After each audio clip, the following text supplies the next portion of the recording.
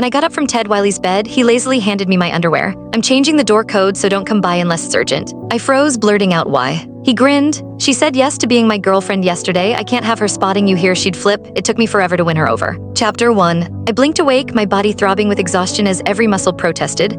No matter how many times we'd been together like this, Ted Wiley's raw, unrelenting energy still left me reeling. Rolling over, I saw he was already stirring. His chiseled muscles caught the morning light in a warm, honeyed glow, while his eyes remained half-lidded, lazy and distant. Up so early, he asked, his voice carrying that gravelly morning husk. A sharp twinge shot through my waist as I leaned down to slip on my stockings, only to discover yesterday's pair had been shredded beyond repair by his eager hands. Ted flipped onto his side, dangling my bra from one finger with a wicked grin. A grown woman like you still rocking plain white lace? Talk about outdated, time to switch things up. I snatched it from him. Fine, I'll grab some new stuff. What kind do you? No point, he interrupted. I'm changing the code soon. Stay clear unless you need something. I was stunned, especially since we had been entangled in this arrangement for a full year now. At first, it was just sporadic calls every few days, but soon enough, except for his late-night shifts, I was practically living here. I'd tidy up the place, prepare meals, and in the evenings when we finished early, we'd sink into the couch with movies and popcorn, our hands wandering long before the plot reached its climax. We moved like a real couple, easy and intimate. I'd grown so accustomed to it that I'd even let myself fantasize he felt the same, that we could build something lasting, perhaps even a happy little family. But now here he was cutting me loose. Is your family coming by? I stammered, or is work piling up? I could. He propped himself up, his smirk deepening. Nah, she finally agreed to be my girlfriend. It took a moment for me to realize who she was, the fresh-faced college graduate he'd been pursuing according to the rumors. Over the years, women had paraded through his life like fleeting summer flings, none lasting more than 3 months.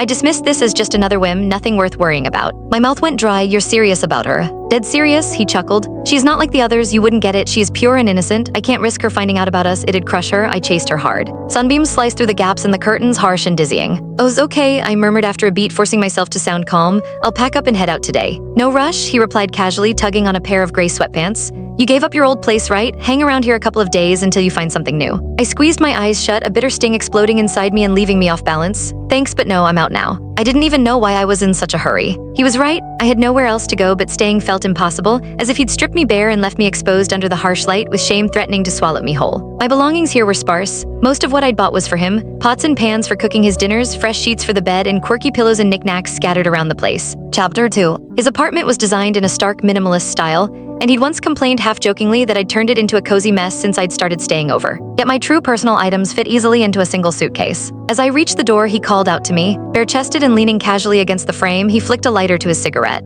Nora, you're not getting any younger, he said through a puff of smoke, his lips twisting into a half-grin. Find a good guy and settle down, we'll stay friends, yeah. I caught his meaning and nodded, yeah. Eldenfield's winters were damp and insidious, not bone-chilling, but the kind of cold that seeped straight. Click the link on the homepage to watch the full follow-up for free.